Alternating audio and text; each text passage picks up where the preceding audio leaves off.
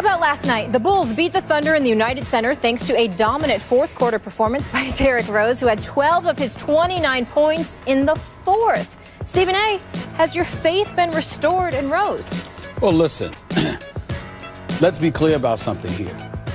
Any faith that I lost in Derrick Rose has very, very little to do with his game. It has to do with his desire to actually play the game of basketball. That's what I've questioned in terms of his quotes, as Joakim Noah would say, says crazy stuff sometimes, gets him in trouble. That's what I've been concerned about with Derrick Rose. Certainly the injuries have you concerned, because when you go through the myriad of injuries, and TNT did an exceptional job last night of just doing, giving us an image of all the injuries he has suffered from. It's like, good Lord have mercy. He's got to wake up with pain in some area every single day. It's a miracle that he's still out there playing. But then he still goes out there. Russell Westbrook, his summer partner, he works out with him in the summer. He blew by him on a couple of occasions, took advantages of mismatches when Enes Kanter found himself switched over on Derrick Rose, along with other people. Still 0 for 9 from three-point range on the season, but found his mid-range game. I was impressed by his quickness, his first step, his explosiveness to the basket, his mid-range jumper.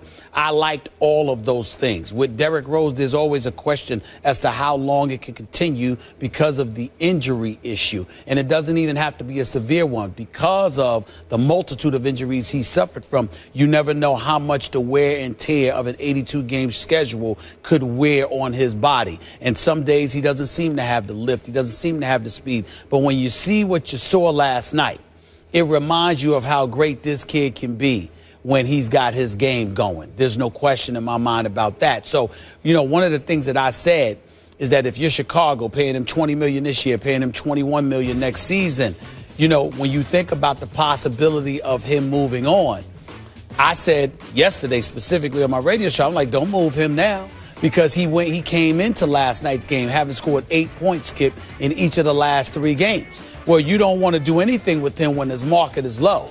What you want him to do is to go out there and play lights out. And then you entertain making a move or making a decision as to whether or not you're going to make the move. Right now, I was impressed with what I saw from him last night. There's no question. But I left feeling there were more questions about Oklahoma City than answers about Derrick Rose. But I was pleased with what I saw from him.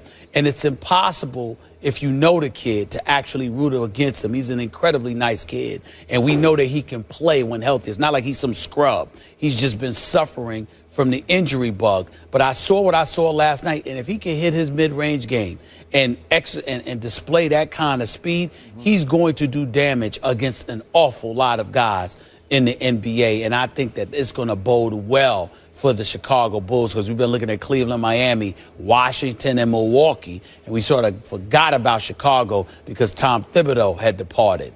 Well, maybe if Derrick Rose keeps this up, we'll revisit the conversation, and it'll include Chicago. Gut feeling, will he keep this up to this level? Skip, I think as long as he's healthy enough to play, I don't want to say this level, but it's not going to be as bad as the single digits. I would say to you, do I think that Derrick Rose can average 18 to 20 a night? Yes.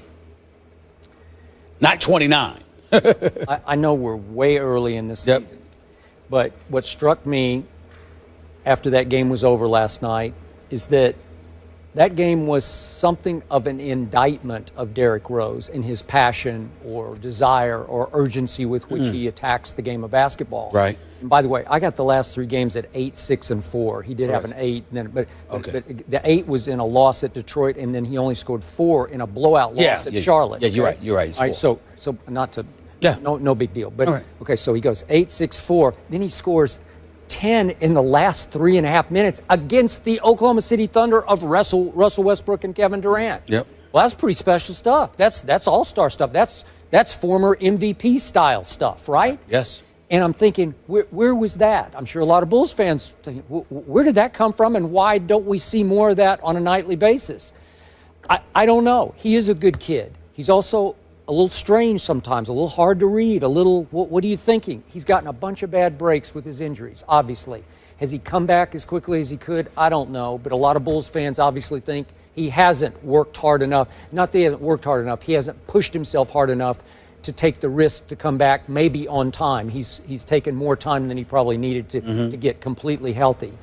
So my point is, when we see that kind of explosion, now he set the bar back up. And I'm wondering, was it prompted? I'm just going to throw this out. Our man Brian Windhorst was on ESPN radio yesterday and made a strong, bold statement. I think it was yesterday. It might have been the day before. But he said, I think it was the day before. He said that the breakup has begun between Derrick Rose and the Bulls. Like we're seeing the first signs of it. They're starting to split apart and maybe part ways at some point in the near future.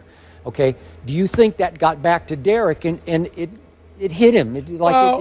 He said, I'm going to watch this. I'm going to give Derrick Rose the benefit of the doubt. That eye injury was legit. Yeah. Look at him, and you can tell how legit it was. Yeah. When he sits there and says, I'm still seeing double, and you look at his eye, one socket higher than the other, I mean, it's believable, okay? So you take that into account, and you talk about how you just had to sit on the couch for a couple of weeks. You weren't allowed to do anything, and just finding your rhythm, That's and fair. raising your blood pressure up. All of those things are fair, and they're legitimate on his part. So because of that, I can't sit up there and just say, well, he just seemed to work harder in this game than he did in others. He may have been going through things in others that he didn't go through last night. But in the end, Brian Windhorst is absolutely correct.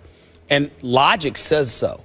Because if you're the Chicago Bulls moving forward, how can you plan a future with Derrick Rose, considering not only the plethora of injuries he has suffered from and how much he's been debilitated despite his youth, but on top of it all, how so concerned he appears to be about it that he speaks about life beyond basketball seemingly at every turn. If you're the Chicago Bulls, that's not somebody that you can enjoy paying $20+ million to per year. So I think that everybody knows what Brian Windhorst was saying, and I think Brian Windhorst was absolutely right to say so. And by the way, just a quick thought on your man Westbrook. I know they were back-to-back, the Thunder, but he's now 1 for 12 in his last 2 fourth quarters. Just for the record, he only took 4 shots last night and missed all of them, but he made sure his man Kevin Durant took 8 shots and made 4 of them. They were in position at 94 all until Derrick Rose turned back into Derrick Rose, right? Well, they got to figure, in Oklahoma City, they got to figure out some things. But, I mean, the bottom line is Russell Westbrook didn't have the greatest night, and he still finished with 20, 10, and 8. So, I mean, we all know what he could do. And Kevin Durant, we know that he doesn't usually shoot 13 for 29. It's usually it's usually less shots and more made shots than that. So, you know, that's not going to last. But somehow, some way, the Ibakas, the Cantors, the Waiters, you've got to find a way to fit these guys in to a relatively new system that Billy Donovan has employed. So you're going to have to figure that out. 3 games Takes time. Lost late. And the one at Orlando, which I watched, they should have lost it late. And I told you, Russell banked in like a 40-foot three-pointer straight on at the buzzer to send it into overtime. Takes time. Takes time. It was good to see D. Rose back to his old self. Can Andrew Luck bounce back? He replaced Peyton Manning as the Colts quarterback 4 seasons ago. Now Luck leads the league with 12 interceptions. Manning is tied for second with 11. When we return, we'll